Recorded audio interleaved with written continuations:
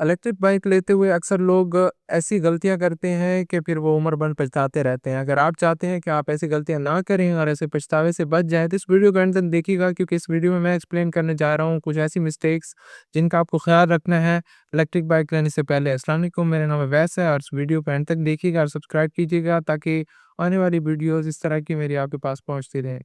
मुल्क में आए दिन पेट्रोल की कीमतें मुसलसल बढ़ रही हैं और इसकी वजह से लोग इलेक्ट्रिक बाइक्स की तरफ बहुत ज़्यादा मुतवज्जे हो रहे हैं और उनका बनता भी है। लेकिन क्योंकि पाकिस्तान में इलेक्ट्रिक बाइक का रुझान जो है वो तेज़ी से अभी बढ़ रहा है और इससे पहले लोगों को इलेक्ट्रिक बाइक के बारे में बिल्कुल नॉलेज नहीं थी। तो लोग चूँकि धड़ाधड़ लिए जा रहे हैं, लेकिन उनको इलेक्ट्रिक बाइक की नॉलेज ना होने की वजह से वो काफ़ी ज़्यादा मिस्टेक कर रहे हैं और बाद में पछताते हैं, क्योंकि वो या तो अपने लिए गलत इलेक्ट्रिक बाइक का इंतखाब कर लेते हैं, या तो फिर उन मिथ के ऊपर बिलीव कर देते हैं जो इलेक्ट्रिक बाइक्स के बारे में सर्कुलेट की जाती हैं। और इस चीज़ के पीछे उस सिर्फ़ कसूर पाकिस्तानी कौम का नहीं है, बल्कि ऐसी कुछ मिथ्स भी हैं जो कि बाइक सेल करने वाले आजकल मार्केट में बहुत ज़्यादा इसको आम कर रहे हैं। जैसे कि कहते हैं लोग कि जैसे पेट्रोल बाइक जो होती है उसकी मेंटेनेंस होती है, तो इलेक्ट्रिक बाइक मेंटेनेंस फ्री होती है, जबकि ऐसा नहीं है। इलेक्ट्रिक बाइक भी 100% मेंटेनेंस फ्री नहीं है। हाँ, ये ज़रूर है कि इसकी ट्यूनिंग वगैरह नहीं होती एक गैसोलीन या पेट्रोल बाइक की तरह, लेकिन इसकी अपनी मेंटेनेंस होती है, इसकी ब्रेक की मेंटेनेंस होती है, इसकी बैटरीज़ जो हैं ओवर द टाइम उनकी जो लाइफ स्पैन है वो कम होता जाता है। तो इवेंचुअली 2 से 3 साल के बाद अगर कोई अच्छी बाइक भी होगी तो उसकी भी वारंटी एक्सपायर हो चुकी होगी और इवेंचुअली आपको बैटरी रिप्लेस करवानी पड़ेगी, जिसकी एक सिग्निफिकेंट कॉस्ट है। तो आपको ये ज़हन में रखना चाहिए कि अगर आप इलेक्ट्रिक बाइक लेने का सोच रहे थे, तो ऐसा बिल्कुल नहीं है कि आपको इस बाइक की बिल्कुल मेंटेनेंस नहीं होगी, बल्कि ओवर द टाइम आपको टायर, सस्पेंशन, ब्रेक्स और बड़ी जो इसकी कॉस्ट है वो बैटरीज़ कल को चेंज करवानी पड़ सकती है। एक और चीज़ जो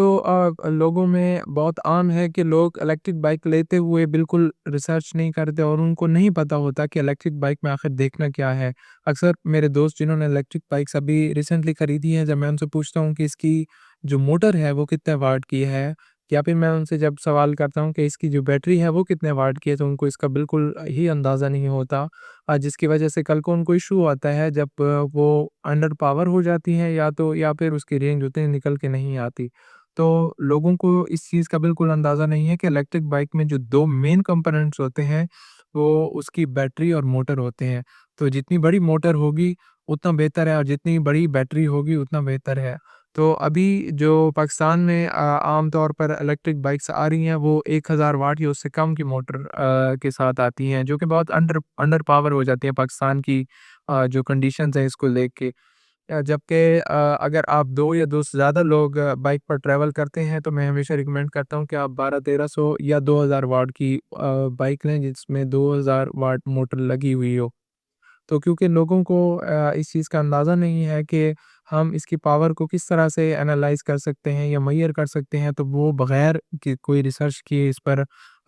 इलेक्ट्रिक बाइक ले लेते हैं और बाद में उनको पछतावे का सबब बनती है। जिस तरह गैसोलीन बाइक्स में सीसी होते हैं, इसी तरह इलेक्ट्रिक बाइक में उसकी मोटर होती है और उसका अंदाज़ा उसके वाट से लगाया जा सकता है। चूँकि पाकिस्तान में इलेक्ट्रिक बाइक्स का रुझान बढ़ रहा है और लोग तेज़ी से इलेक्ट्रिक बाइक्स की तरफ आ रहे हैं, तो इस वजह से लोग जो शोरूम्स पे बिज़नेसमैन हैं, वो ट्राई कर रहे हैं कि चाइना से जो है थर्ड क्लास माल वो मँगवाया जाए और लोगों को जड़ा जाए। इसकी वजह ये भी है कि पाकिस्तानियों को बिल्कुल इस चीज़ का आइडिया नहीं है कि कौन-सी कंपनी अच्छी है, कौन-सी कंपनी रिलायबल है और ड्यूरेबल है। जबकि इसी चीज़ का फ़ायदा उठा रहे हैं शोरूम्स और बिज़नेस ओनर्स। वो हल्का से हल्का माल मँगवा रहे हैं, क्योंकि उसमें उनका प्रॉफ़िट मार्जिन जो है वो बहुत ज़्यादा होता है। तो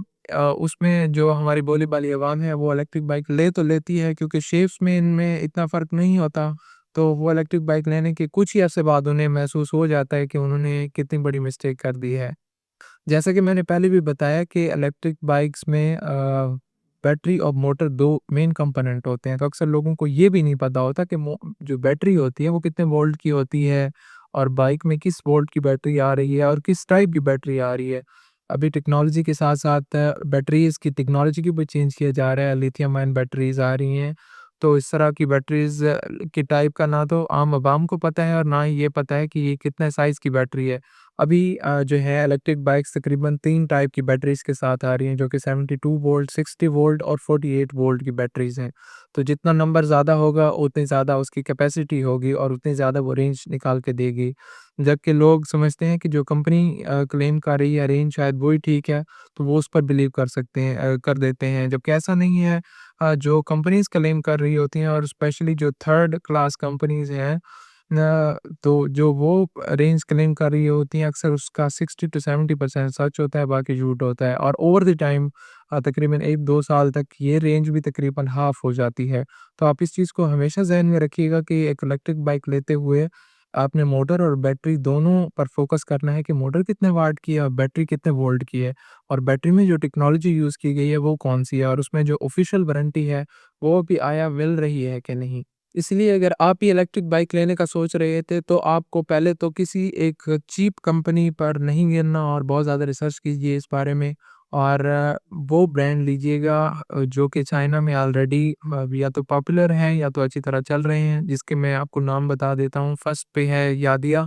तो बाकी इससे भी अच्छी बाइक्स हैं, लेकिन वो पाकिस्तान में अभी तक इम्पोर्ट नहीं हो रही, तो मैं यादिया रिकमेंड करूँगा। इसके बाद टेलजी है, न्यू है और ल्यूयुएन है, इस तरह की कंपनीज़ जो हैं वो आप ले सकते हैं और इसके बाद जो है काफ़ी ज़्यादा थर्ड क्लास कंपनीज़ आ जाती हैं जो जिसका मौके पे आपको शायद पता ना चले, लेकिन जैसे ही आप उसको परचेज़ करके घर लेकर आएँगे और कुछ ही दिन यूज़ करेंगे तो उसकी बिल्ड क्वालिटी से आपको अंदाज़ा हो जाएगा कि वो ड्यूरेबल बिल्कुल नहीं है और वो जल्दी ख़राब हो जाती हैं, उनकी बिल्ड क्वालिटी बिल्कुल फ़ारिग होती है। और वो बहुत ही उसपे चीप प्लास्टिक लगी होती है, तो उसको आप हरगिज़ आपने नहीं लेना, चाहे वो आपको जितनी भी सस्ती मिल रही हों। अगर आप इलेक्ट्रिक बाइक लेने का सोच रहे हैं क्योंकि इलेक्ट्रिक बाइक की मेंटेनेंस और उसको ठीक करने का जो है वो अभी सिटीज़ में उतना रुझान नहीं है, तो आपको चीज़ ही ऐसी लेनी है जो बार-बार ख़राब ना हो।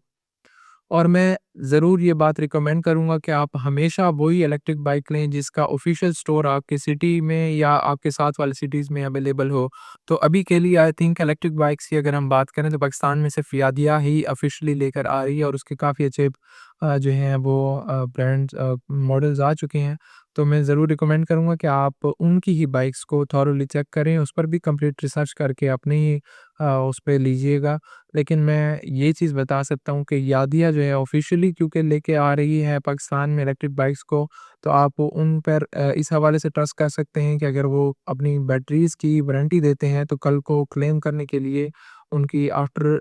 सेल जो वो होती है न सर्विस होती है, तो वो भी प्रोवाइड करने के लिए तैयार होते हैं वो। हाँ, इस वीडियो में इतना ही, मिलते हैं ऐसी किसी और वीडियो में, तब तक के लिए इजाज़त दीजिए। अल्लाह हाफ़िज़।